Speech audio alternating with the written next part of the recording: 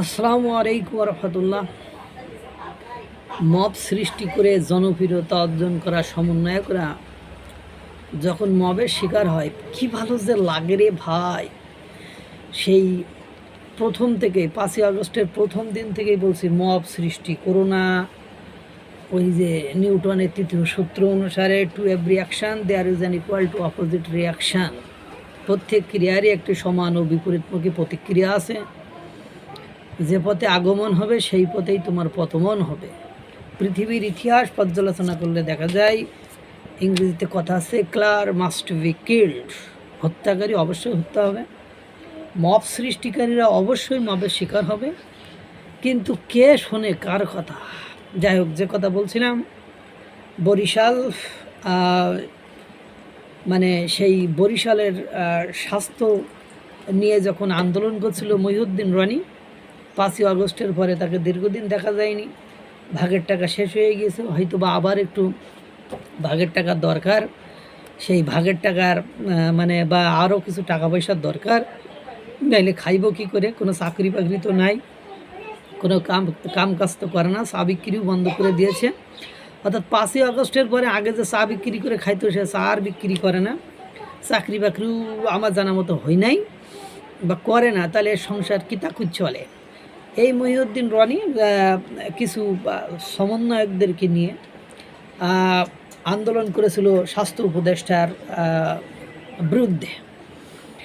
মানে এই স্বাস্থ্য উপদেষ্টার আমার পছন্দ না এবং ওনার উপদেষ্টা হিসাবে কোনো যোগ্যতা নেই, সেটাও আমি বারবার বলেছি, বিভিন্ন ভিডিওতে বলেছি।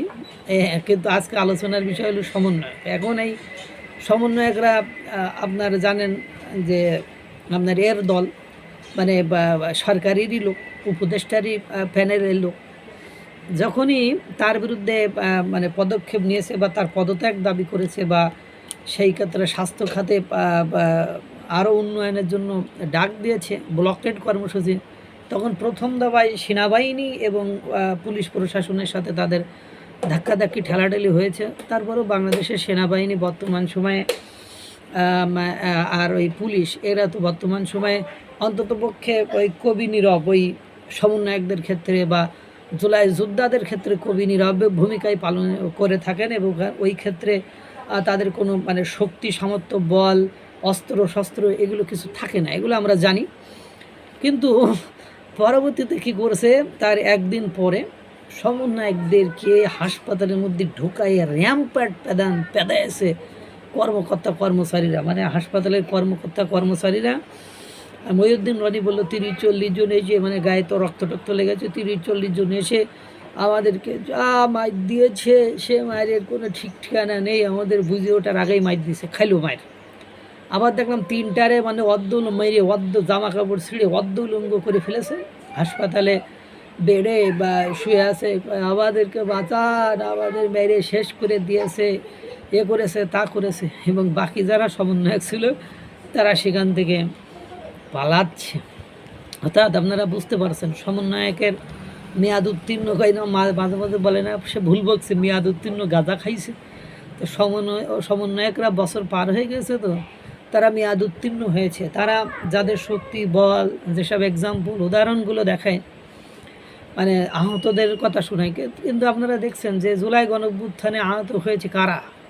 তারা অধিকাংশ স্টুডেন্ট নাই, শ্রমিক, এই সেই মানে বুড়ো হাবড়া শ্রমিক, রিক্সাওয়ালা, ভ্যানওয়ালা, গার্মেন্টস শ্রমিক এরা।